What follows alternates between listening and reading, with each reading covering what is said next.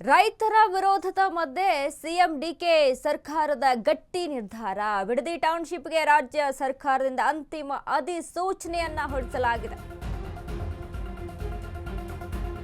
ರೈತರ ವಿರೋಧದ ಮಧ್ಯೆ ಸಿಎಂ ಡಿಕೆ ಸರ್ಕಾರದ ಗಟ್ಟಿ ನಿರ್ಧಾರ. ಬಿಡದಿ ಟೌನ್ಶಿಪ್ಗೆ ರಾಜ್ಯ ಸರ್ಕಾರದಿಂದ ಅಂತಿಮ ಅಧಿಸೂಚನೆ. ವಿವಾದದ ಮಧ್ಯೆ ಫೈನಲ್ ನೋಟಿಫಿಕೇಶನ್ ಹೊರಡಿಸಿದ ಸರ್ಕಾರ. ಮೊದಲ ಹಂತದಲ್ಲಿ 500 ಎಕರೆ ಭೂ ಸ್ವಾಧೀನಕ್ಕೆ ಸರ್ಕಾರ ಚಾಲನೆಯನ್ನ ಕೊಟ್ಟಿದೆ. ಮೊದಲ ಹಂತದಲ್ಲಿ ರಾಮನಗರ ಹಾರೋಹಳ್ಳಿ ಭಾಗದಲ್ಲಿ ಭೂ ಸ್ವಾಧೀನ. ಪ್ರತಿ ಎಕರೆ ಭೂಮಿಗೆ 2.7 ಕೋಟಿಯಿಂದ 2.5 ಕೋಟಿಯವರೆಗೆ ಪರಿಹಾರ ಬೇಡವಾದ್ರೆ 50% ಅಭಿವೃದ್ಧಿ. ರೈತರಿಗೆ ಭರ್ಜರಿ ಪರಿಹಾರ ಪ್ರಕಟಿಸಿದ ಸಿಎಂ ಡಿಕೆ ಶಿವಕುಮಾರ್. ರಾಜಕೀಯ ತಿಕ್ಕಾಟ ಪ್ರತಿಭಟನೆಗಳ ನಡುವೆ ಅಂತಿಮ ಅಧಿಸೂಚನೆಯನ್ನ ಹೊರಡಿಸಿದೆ. ಡಿಕೆ ವಿರುದ್ಧ ತೊಡೆ ತಟ್ಟಿದ ಎಚ್ಡಿ ಕುಮಾರಸ್ವಾಮಿ ಈಗ ಏನ್ ಮಾಡ್ತಾರೆ? ಬಿಡದಿ ಟೌನ್ಶಿಪ್ ವಿಚಾರಕ್ಕೆ ಸಂಬಂಧಪಟ್ಟಂತೆ ನಡೀತಾ ಇದ್ದಂತ ಜಟಾಪಟಿಯಲ್ಲಿ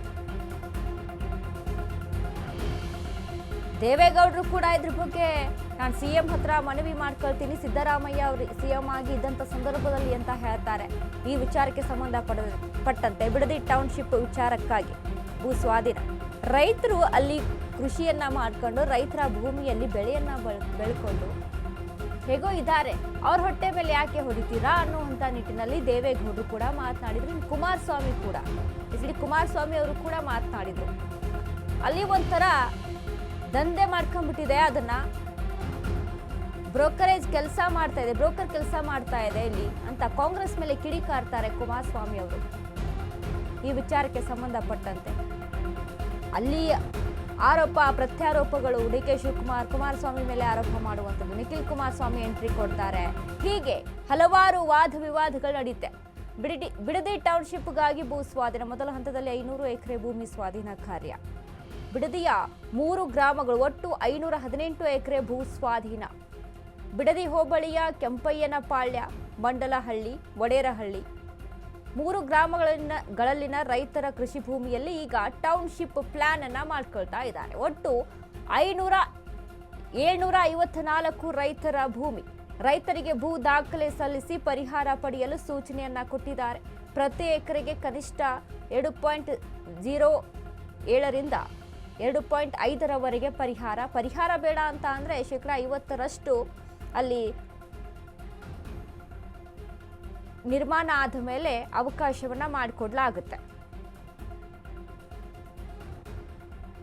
ಭೂ ಸ್ವಾಧೀನ ಪ್ರಕ್ರಿಯೆ ಯಾವ ರೀತಿಯಾಗಿರುತ್ತೆ? ಬಿಡದಿ ಟೌನ್ಶಿಪ್ ವಿಚಾರಕ್ಕೆ ಸಂಬಂಧಪಟ್ಟಂತೆ ಬಿಡದಿ ಟೌನ್ಶಿಪ್ಗಾಗಿ ಭೂ ಸ್ವಾಧೀನ ಪ್ರಕ್ರಿಯೆ ಆರಂಭ ಆಗಿರುವಂಥದ್ದು. ಮೊದಲ ಹಂತದಲ್ಲಿ 500 ಎಕರೆ ಭೂಮಿ ಸ್ವಾಧೀನ ಕಾರ್ಯವನ್ನ ಆರಂಭಿಸಿರುವಂತಹ ಸರ್ಕಾರ ಬಿಡದಿಯ 3 ಗ್ರಾಮಗಳ ಒಟ್ಟು 518 ಎಕರೆ ಭೂಮಿಯ ಸ್ವಾಧೀನಕ್ಕೆ ಮುಂದಾಗಿದೆ. ಬಿಡದಿ ಹೋಬಳಿಯ ಕೆಂಪಯ್ಯನಪಾಳ್ಯ, ಮಂಡಲಹಳ್ಳಿ, ಒಡೇರಹಳ್ಳಿ ಈ 3 ಗ್ರಾಮಗಳಲ್ಲಿನ ರೈತರ ಕೃಷಿ ಭೂಮಿಯಲ್ಲಿ ಈಗ ಟೌನ್ಶಿಪ್ ಪ್ಲಾನ್ ಅನ್ನ ಮಾಡ್ಕೊಂಡಿದ್ದಾರೆ. ಒಟ್ಟು 754 ರೈತರ ಭೂಮಿಯನ್ನ ಸ್ವಾಧೀನಪಡಿಸಿಕೊಳ್ಳಲು ನಿರ್ಧಾರವನ್ನ ತೆಗೆದುಕೊಂಡಿರುವಂಥದ್ದು. ರೈತರಿಗೆ ಭೂಮಿಯ ಎಲ್ಲಾ ದಾಖಲೆಯನ್ನ ಸಲ್ಲಿಸುವಂತೆ ಪರಿಹಾರ ಪಡೆಯಲು ಸೂಚನೆಯನ್ನ ಕೊಟ್ಟಿದ್ದಾರೆ. ಪ್ರತಿ ಎಕರೆಗೆ ನೋಡಿ ಕನಿಷ್ಠ 2.07 ರಿಂದ 2.5 ಕೋಟಿ ಪರಿಹಾರ ಬೇಡ ಅಂತ ಅಂದ್ರೆ ರೈತರಿಗೆ 50% ಅಭಿವೃದ್ಧಿಪಡಿಸಿದ ಭೂಮಿಯನ್ನ ಕೊಡಲಾಗುತ್ತೆ.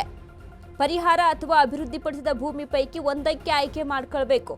ಪ್ರತಿ ಎಕರೆಗೆ ಕನಿಷ್ಠ 2.14 ಕೋಟಿ ರೂಪಾಯಿ ದರ ನಿಗದಿ ಮಾಡಿರುವಂತಹ ಸರ್ಕಾರ. 2,14,00,000 ನಿಗದಿ ಮಾಡಿದೆ ಸರ್ಕಾರ. ನಮಗೆ ದುಡ್ಡು ಬೇಕು, ದುಡ್ಡು ತಗೊಳ್ತೀನಿ ಅಂತಂದ್ರೆ ರೈತರು ದುಡ್ಡು ತಗೋಬಹುದು, ಇಲ್ಲ ಅಂತ ಅಂದ್ರೆ 50 ಅಭಿವೃದ್ಧಿ ಪಡಿಸಂತ ಭೂಮಿಯಲ್ಲಿ 50% ಅವರಿಗೆ ಸಿಗುತ್ತೆ.